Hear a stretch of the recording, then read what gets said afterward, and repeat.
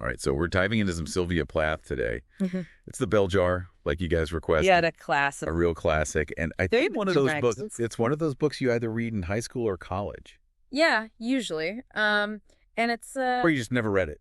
or you just kind of skipped it, Right. and it stays with you. I think if you read it at that time. It's a book that really stays with you. Yeah. So we've got excerpts from the book, obviously, Yeah. and a little bit of biographical info about Plath's life. Yeah. Just to give us some context. Yeah, because I think it's really hard to separate the book from Plath's own life. Right. And I think that's part of what makes it so, So powerful. yeah, both disturbing and fascinating. Yeah, and it's going to be Buckle up. intense. Yeah, get Yeah. ready. Some intense imagery and some dark humor. Yeah, she was a master of that. Finding that sort of gallows humor in some really dark places. Yeah, and I think right from the beginning, Mm-hmm. we're thrown into this world with Esther Greenwood Mm. in New York City. She's won this magazine contest. She's on top of the world. Yeah, it's like a dream internship. Yeah, living the dream. And she's initially really swept away by it all. I mean, who wouldn't be? Right. Free gifts, fancy parties. Yeah, and she describes the city in this really vivid way. Mm. But even from those early chapters, Yeah, there's that tension. there's this tension. Yeah, like things aren't Like something's a little off. quite as rosy as they appear Right. Like even that scene on the rooftop with the other girls. with all the other girls. Yeah, where they're all just laying about Right. and they're bored as hell. Mhm. And she's just watching them. And you can see she's already kind of picking up on that On that hollowness. emptiness Yeah. underneath it all. And then she meets Doreen, Oh, Doreen. which is, I mean, talk about a force of nature. Total force of nature. Uninhibited. And their night out with Lenny Shepherd is, Oh, wild. yeah, it's just this whirlwind of like freedom and recklessness. Making cabs, going to his studio. Yeah, and she even invents this alter ego. Ellie Higginbottom. Yeah, which I think is so interesting. Like she's trying on a new personality, right? Yeah, like trying to A be, different side of herself. yeah, a bolder version of herself. Hmm. But then there's that moment where Doreen bites Lenny's ear. Oh, yeah, out of nowhere. Yeah, it's Ugh. so jarring, It's so shocked. violent, and it's like this little Foreshadowing. explosion, right? There's Like some- foreshadowing the unraveling that's about to happen. Right, it's like a crack in the facade. Yeah, and even in the aftermath. She takes that bath, almost like a cleansing ritual, All right. trying to wash it all away. But her feelings towards Doreen are so conflicted. Oh, yeah, totally. Like she's drawn to her, Yeah. but also kind of repulsed by her at the same time. Yeah, and I think that speaks to this struggle within Esther. Absolutely. Like between wanting to conform, But also wanting to break free. oh, and the food. Food. We can't forget the food. Right, because it's not just about food. No, it's so symbolic. It's about control. Yeah. Her relationship with food is so complicated. Yeah, she loves it, but she also wants to control it. Like she wants to purify herself through it. Yeah. And that scene with the caviar at the banquet, Oh my God. just piling it on her plate. It's such a rebellion. It's such a powerful image. Yeah, and it's all tied to these expectations. Societal expectation. Yeah, about how women should behave, How they should look, what they should want. what their future should be. And then we have Buddy Willard, Oh, but the seemingly perfect boyfriend, right. The doctor. the medical student, Yeah. and then boom, The affair. yeah, the revelation of his affair. And it just completely shatters her world. It's like everything she thought she knew about love and relationships. Just crumbles. Yeah, it's devastating. And then that scene where he takes her to see the baby being born. Oh, so graphic. It's so graphic. It's so disturbing. And her reaction, It pure horror. is just pure horror. It's like she's confronting this raw reality. Yeah, of life and womanhood. Yeah. And it terrifies her. And then her attempt to lose her virginity with Constantine. Oh, Constantine. Like she's just trying to take You're control. a choice. Make any choice. But it fails. It backfires. Yeah, it just reinforces that feeling of powerlessness. Yeah. And then we come to the fig tree. Ah, the fig tree. Such a powerful metaphor. Yeah, one of the most famous metaphors in literature. I think so. Each fig representing a different future. A different path. She's paralyzed. By the choices. She can't choose. She can't choose one without losing all the others. And the figs start to rot. Yeah, it's like this visual representation of her inability to move forward. Her paralysis. Yeah. It's brilliant, but heartbreaking. Yeah, and it's a feeling I think a lot of us can relate to. That sense of being overwhelmed by choices. Absolutely. And for Esther, it just gets worse when she goes back home.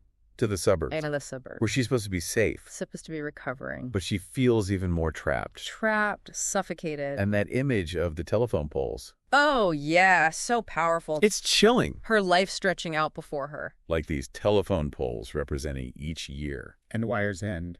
At 19. At 19. It's like her future's been cut short. Like there's nothing left. And it's at this point that she starts seeing Dr. Gordon, the psychiatrist. And he's supposed to be helping her.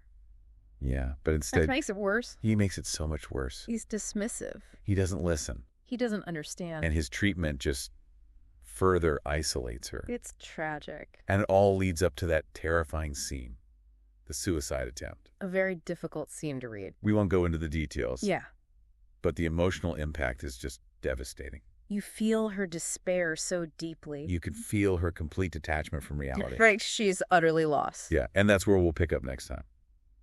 As Esther enters a new and even more unsettling world, the asylum.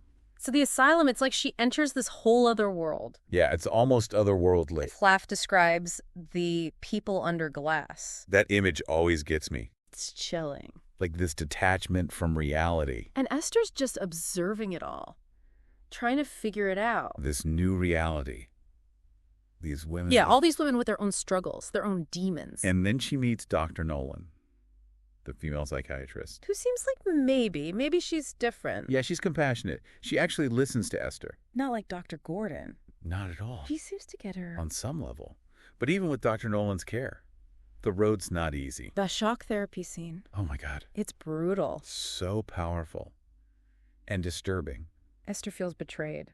by this treatment that's supposed to help. It's like another layer of trauma on top of everything else. And it makes you think about the complexities of mental health treatment, The power dynamics. the fine line between care and control. And then there's Joan, Another patient. who comes back to the asylum. Her story is so interesting. It mirrors Esther's in a lot of ways. Two sides of the same coin, maybe, They understand each other. but there's also this tension. Like they're both fighting to survive, to hold on to themselves. And then buddy visits. Oh, buddy. Talk about awkward. They're strangers. Like they don't even know each other anymore. That question he asks her, who will you marry now, Esther? Oh, it's so loaded. All those expectations. About a woman's worth. Even in the asylum. She can't escape them. So as we get to the end of the book, Esther's facing this uncertain future. She's deemed well enough to leave. But is the bell jar really lifted? That's the question, right? That ambiguity, I think that's part of what makes this book so powerful. It doesn't tie things up in a neat bow. It leaves you with this unease. This sense that the struggle's not really over. It's about that fragility of mental health, the ongoing journey. And it makes you think Yeah. about the pressures we all face. The expectations. The search for identity. In a world that can be so demanding. You know, even with all the darkness and the struggles in this book, Esther's voice is so strong. Oh, absolutely. Her intelligence, She's sharp, yeah. her wit, that dark humor we talked about. She never loses that, even in the depths of her despair. Yeah. And it makes her so compelling as a character. You can't help but root for her. Even when she's making, questionable choices. Right, even when she's pushing everyone away, Mm-hmm. you still want her to find her way. And it brings us back to those big themes. The pressures women face. The limited choices. The expectations. There's double standards. It's a feminist text for sure. Absolutely. And it's still so relevant. I mean, some of the details might feel a little dated. The fashion, the slang. But the core issues, the feeling of being trapped, of not being heard. of trying to figure out who you are in a world Oh, that's telling you who you should be. that's timeless. And Plath's imagery is so powerful. The bell jar itself, Suffocating. right? Like you can't breathe. And the fig tree All those possibilities. just rotting away. Because she can't choose. It's brilliant and devastating. What about you? What really stood out to you? The rawness, I think. Yeah, she doesn't hold back. It's brutal, but it's honest. It's what makes it so powerful. And maybe even hopeful in a way. Hopeful, even with knowing Plath's own story. It's the question that hangs over the book, right? Can we see it as a story of survival? Or is it a tragedy waiting to happen? I don't know. I think it's up to each reader to decide. And that's what makes it so good. It makes you think. It challenges you. It starts conversations. About mental health, about societal pressures, about what it means to be a woman. This has been such a great discussion. I agree. We've just scratched the surface Yeah. of the bell jar. There's so much more to unpack. So if you're interested in exploring further, Plath's poetry is incredible. Her journals, too. There are tons of biographies and critical analyses out there. Dive in. Keep thinking. Keep questioning. And most importantly, keep talking about these issues. Thanks for joining us on this deep dive into the bell jar.